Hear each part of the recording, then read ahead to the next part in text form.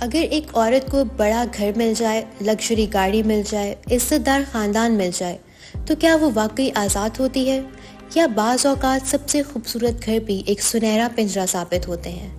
Doctor بہو صرف ایک ڈرامہ نہیں بلکہ ایک ایسی حقیقت دکھا رہا ہے جسے ہم میں سے اکثر لوگ نارمل سمجھ کر نظر انداز کر دیتے ہیں۔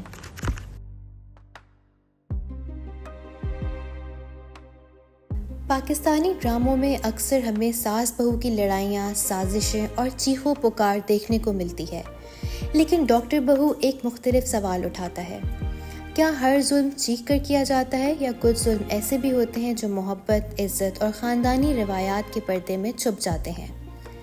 اسی کو ماہرین ایک نام دیتے ہیں پولائٹ پیٹریارکی، یعنی ایسی پدرشاہی جو سخت لہجے سے نہیں بلکہ نرمی، جذباتی دباؤ اور خاندانی عزت کے نام پر عورت کی آزادی آہستہ آہستہ چھین لیتی ہے۔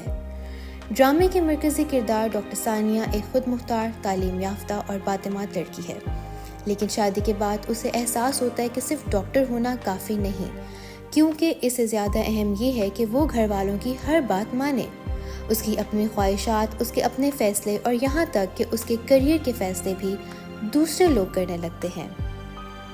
اور دلچسپ بات یہ ہے کہ یہ خاندان بظاہر بہت ماڈرن ہے، سب پڑھے لکھے، ڈاکٹر، مہذب اور معاشرے میں با اثر، لیکن گھر کے اندر ایک ہی شخص کے فیصلے آخری ہوتے ہیں اور باقی سب خاموشی سے ان پر عمل کرتے ہیں۔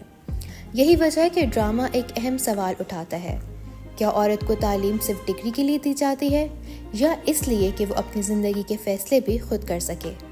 ڈرامے میں ایک اور کردار منا کا بھی ہے، جو خود ڈاکٹر ہونے کے باوجود اپنی شناخت کھو کر صرف ایک اچھی بہو بن کر رہ جاتی ہے۔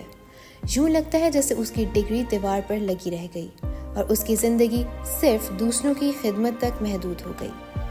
اسی دوران ثانیہ اس نظام کو چیلنج کرنے کی کوشش کرتی ہے، وہ ہر بات پر خاموش رہنے کے بجائے سوال کرتی ہے، اور شاید یہی چیز اسے دوسروں سے مختلف بناتی ہے۔ یہ ڈرامہ ہمیں یہ بھی یاد دلاتا ہے کہ ہر قید لوہے کی سلاخوں سے نہیں بنتی، کبھی کبھی قید ایک بڑے گھر میں بھی ہوتی ہے، ایک لگژری گاڑی میں بھی ہوتی ہے، اور کبھی خاندان کی عزت کے نام پر بھی۔